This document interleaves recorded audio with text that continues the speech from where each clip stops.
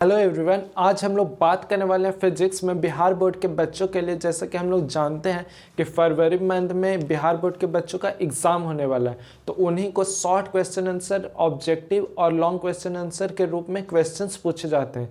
तो अभी फ़िलहाल हम लोग इस वीडियो में शॉर्ट क्वेश्चन आंसर देख लेते हैं, क्योंकि वो 2 मार्क्स का होता है। टोटल 20 क्वेश्चन दिए जाते हैं, जिसमें से आपको 10 क्वेश्चन बनाने होते हैं। तो उस तरीके से हम लोग देख लेते हैं कि किस तरीके के क्वेश्चंस आ सकते हैं और किस तरीके से आंसर लिखना चाहिए। तो ये सारी चीज़ें हम लोग इस वीडियो में देख लेंगे और शॉर्ट क्वेश्चन आंसर को कंप्लीट कर लेंगे। हम लोग यहाँ पे लेवल देख लेंगे और उससे हम लोग को आइडिया लग जाएगा कि शॉर्ट क्वेश्चन से किस तरीके से सॉल्व किया जा सकता है। उसके बाद नेक्स्ट वीडियो में हम लोग लॉन्ग देखेंगे, उसके नेक्स्ट वीडियो में ऑब्जेक्टिव देखेंगे और उसके नेक्स्ट वीडियो में हम लोग फुल रिविजन कर लेंगे हर एक चैप्टर का, एक तरीके से समझिए माइंड मैप के थ्रू। तो चलिए हम लोग अब देखते हैं शॉर्ट क्वेश्चन आंसर। तो देखिए, सबसे पहला क्वेश्चन कह रहा है कि व्हाट इज करेंट डेंसिटी। तो सबसे पहला चीज़ देखिए कि यहाँ पर आपको क्या कह रहा है कि करेंट डेंसिटी आखिर होता क्या है। तो देखिए, डेंसिटी का मतलब हम लोग बचपन से जान रहे हैं 7-8 से, कि हम लोग जानते हैं फॉर्मूला। कोई भी पूछता है कि डेंसिटी आखिर क्या होता है, तो हम लोग बोलते थे मास बाय वॉल्यूम। लेकिन यहाँ पे आइडिया थोड़ा सा दूसरा है। क्या कह रहा है कि किसी भी एक एरिया में जितना करंट फ्लो हो रहा है, उस एरिया के अकॉर्डिंग उसी को हम लोग बोलते हैं करेंट डेंसिटी। जैसे कि ये एक मार्कर है और इसमें से मान करके चलिए कि ये है जो कि करंट फ्लो हो रहा है, इस एरिया से करंट एक फ्लो हो रहा है। तो इसी चीज़ को अंदर में जो हो रहा है मेजरमेंट, उस चीज़ को बोलते हैं करेंट डेंसिटी। तो यहाँ पे सिंपल सा आपको डेफिनेशन लिखा जा चुका है ताकि आपका टाइम भी बचे। तो देखिए, करंट को क्या इस तरीके से, करंट पर यूनिट एरिया, मतलब जितना करंट एक एरिया से फ्लो हो रहा है उसी चीज़ को हम लोग बोलते हैं करेंट डेंसिटी। उसको डिनोट क्या इस चीज़ से करते हैं, तो जे से यहाँ पे जे इक्वल टू I/A। आई यहाँ पे आपका करेंट होता है, ए हो गया एरिया।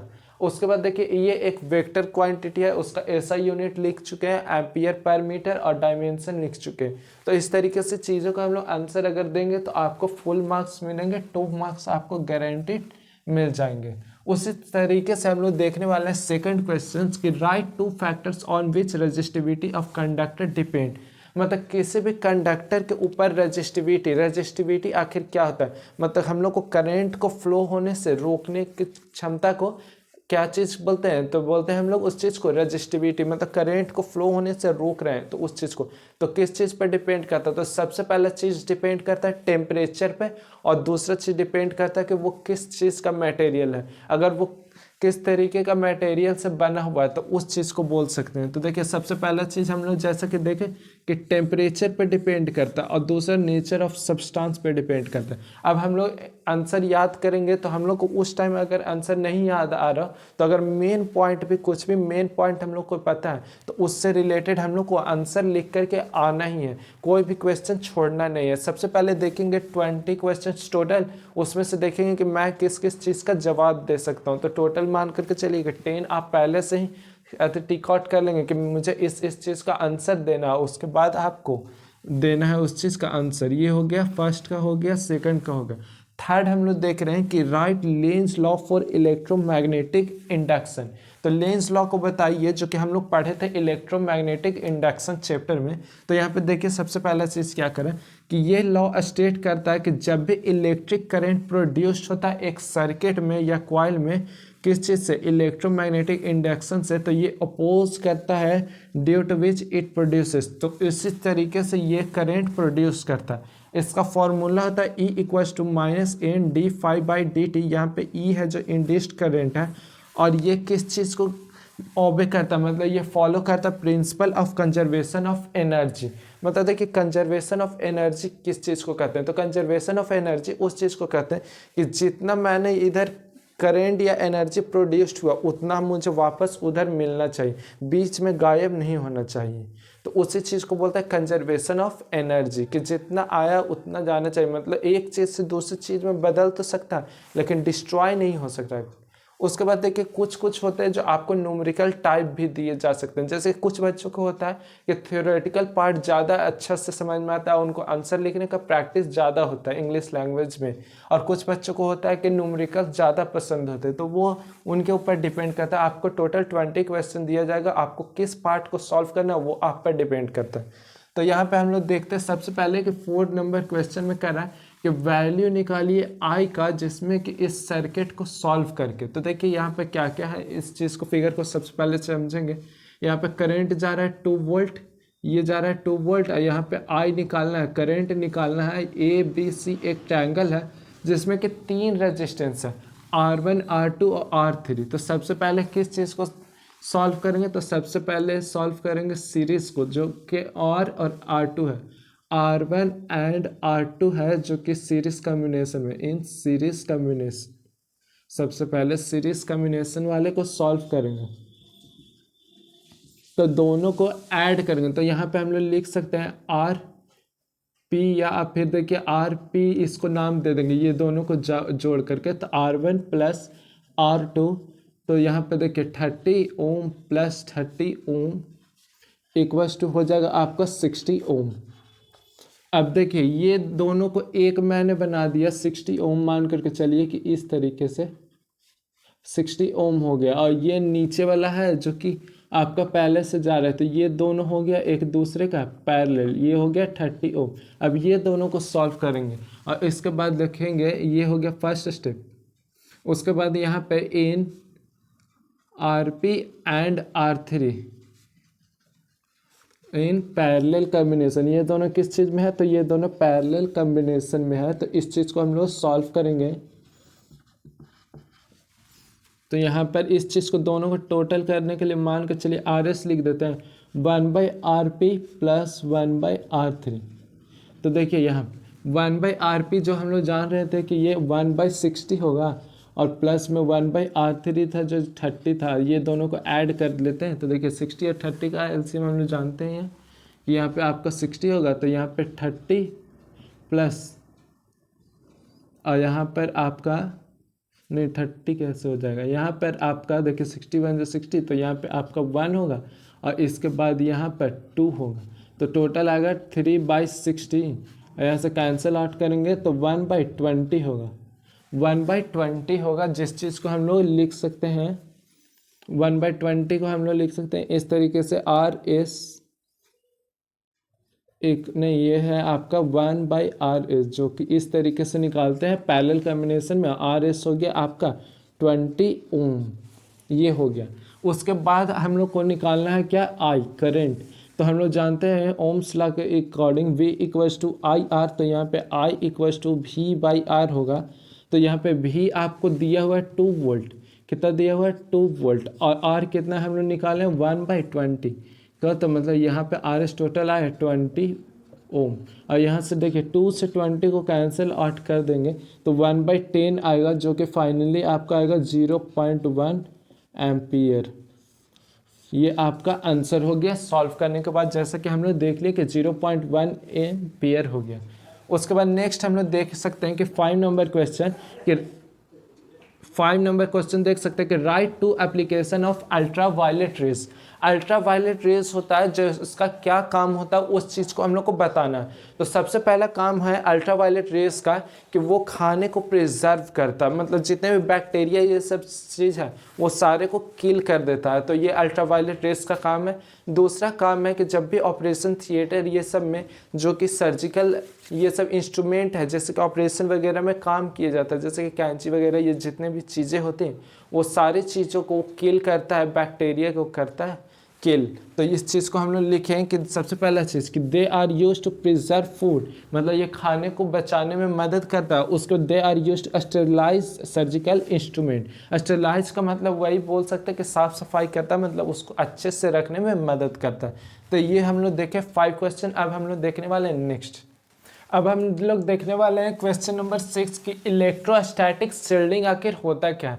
तो देखिए इलेक्ट्रोस्टैटिक शील्डिंग इस तरीके से बता सकते हैं कि ये एक तरीके से लेयर बनाता है जहाँ पर कि इलेक्ट्रिक फील्ड हो जो कि अंदर में हो, जो कि जीरो हो, मतलब बाहर से किसी भी तरीके का इलेक्ट्रिक फील्ड उसको किसी भी तरीके से प्रभावित ना कर पाए, मतलब अफेक्ट ना कर पाए।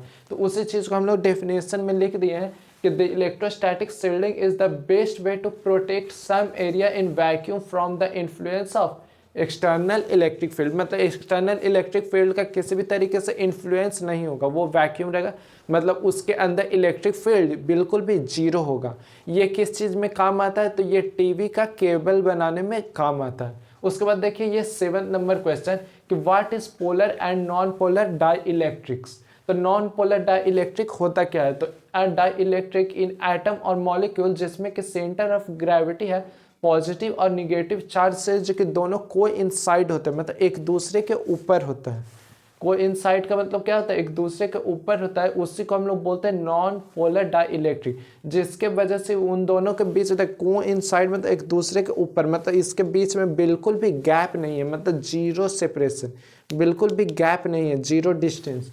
उसी के वजह से पॉजिटिव एंड निगेटिव चार्ज होता है जो डाईपोल मोमेंट नहीं बना पाता, मतलब जीरो बनाता है, तो इसीलिए इसको नॉन पोलर डाई इलेक्ट्रिक कहते हैं। और पोलर किसको कहेंगे, जिसमें कि देखिए इसका अपोजिट हो, मतलब इसमें सेपरेशन होगा, थोड़ा सा डिस्टेंस बनाएगा। जैसे कि देखिए एक डाई इलेक्ट्रिक में क्या होता है, एक एटम और मॉलिक्यूल जिसमें कि सेंटर ऑफ ग्रेविटी काम करता है पॉजिटिव और निगेटिव चार्ज के ऊपर, इसी को पोलर डाई इलेक्ट्रिक बोलते हैं। एग्जाम्पल में देखिए NH3 HCl H2O CO2, इसको में किस चीज़ के थ्रू होता है, तो finite separation at positive and negative charge. मान लीजिए कि ये एक पॉजिटिव है, ये एक निगेटिव है, तो ये दोनों एक थोड़े से गैप के ऊपर रहता है, जिसमें कि सेंटर ऑफ ग्रेविटी भी लगते रहता है, इसीलिए यहाँ पर इलेक्ट्रिक डाइपोल भी बनता है। इसी के कारण ये पोलर डाई इलेक्ट्रिक है। और ये देखिए कोइंसाइड हो जाएगा तो ये नॉन पोलर हो जाएगा।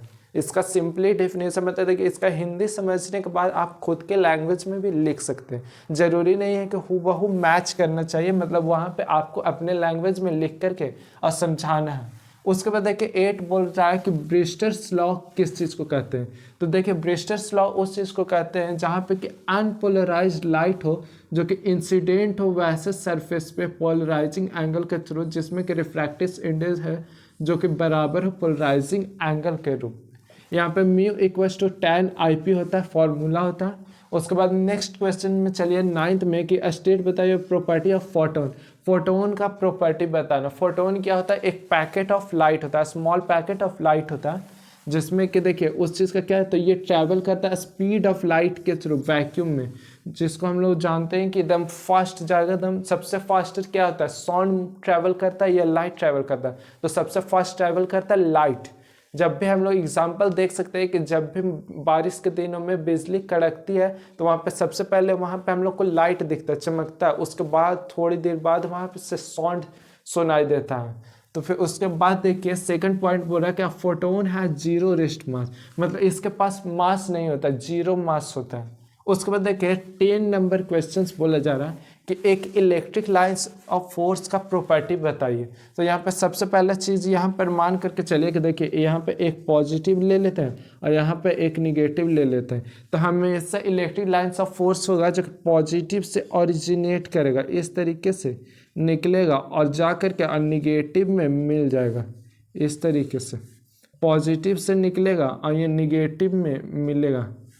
तो इस चीज़ को हम लोग बोलते हैं इलेक्ट्रिक लाइन्स ऑफ फोर्स, इस तरीके से जाता रहेगा। उसके बाद एक और करा कि इलेक्ट्रिक लाइन्स ऑफ फोर्स कभी एक दूसरे को कट नहीं कर सकते, मतलब कैंसिल आउट नहीं कर सकते, इस तरीके से कट नहीं कर सकते। क्यों? क्योंकि ये इसका बेसिक सा हम लोग क्लास 10 से पढ़ते आ रहे हैं कि जब भी दो इलेक्ट्रिक लाइन्स फोर्स है तो वो अपना अपना डायरेक्शन शो करेगा, लेकिन जब एक दूसरे के ऊपर कट करेगा तो वहाँ पे हम लोग टेंजेंट ड्रॉ करेंगे, तो यहाँ पे हम लोग को दो डायरेक्शन शो होने लग जाएगा कि जो पॉसिबल नहीं है। इसी के कारण यहाँ पर हम लोग बोल सकते हैं कि ये कभी भी एक दूसरे को कट कर ही नहीं सकता। तो देखिए इस तरीके से क्वेश्चंस आपसे पूछे जाएंगे। देखिए शॉर्ट क्वेश्चन से बहुत ज़्यादा टफ नहीं होते, 20 क्वेश्चंस पूछे जाएंगे, उसमें आपको 50% का आंसर देना, मतलब 10 एकदम एवरेज। और ज़रूरी नहीं है कि हूबहू बुक लैंग्वेज में लिखा जाए, आप अपने लैंग्वेज में भी लिख सकते हैं। और कुछ अगर पॉइंट छूट भी रहे हो, ज़्यादा आइडियाज़ भी नहीं मिल रहा, फिर भी उससे कुछ ना कुछ पॉइंट रिलेटेड लिख दीजिएगा, आपको मार्क्स पक्का मिल जाएगा। तो ये एक तरीके से प्रेजेंटेशन था, आइडिया देना था कि शॉर्ट क्वेश्चन से किस तरीके से पूछा जाता है। ऐसे क्वेश्चन नंबर ऑफ क्वेश्चन होंगे जो कि बहुत सारे हैं, 100-200 क्वेश्चन से भर भर के मैं बोर्ड पर लिखवा सकता हूँ, उससे कुछ नहीं होगा। वो आपको खुद से लिखने का हैबिट बनाना होगा, आइडिया बनाना होगा, जिससे कि आप एग्जाम में प्रैक्टिस कर पाए। उसके बाद हम लोग नेक्स्ट वीडियो में देखेंगे कि लॉन्ग आंसर क्वेश्चंस किस तरीके से आता है और किस तरीके से उसको सॉल्व किया जा सकता है। तो वो भी हम लोग उस चीज़ का भी आइडिया ले लेंगे नेक्स्ट वीडियो में। आज के लिए इतना ही, मिलता है नेक्स्ट वीडियो में। Thank you.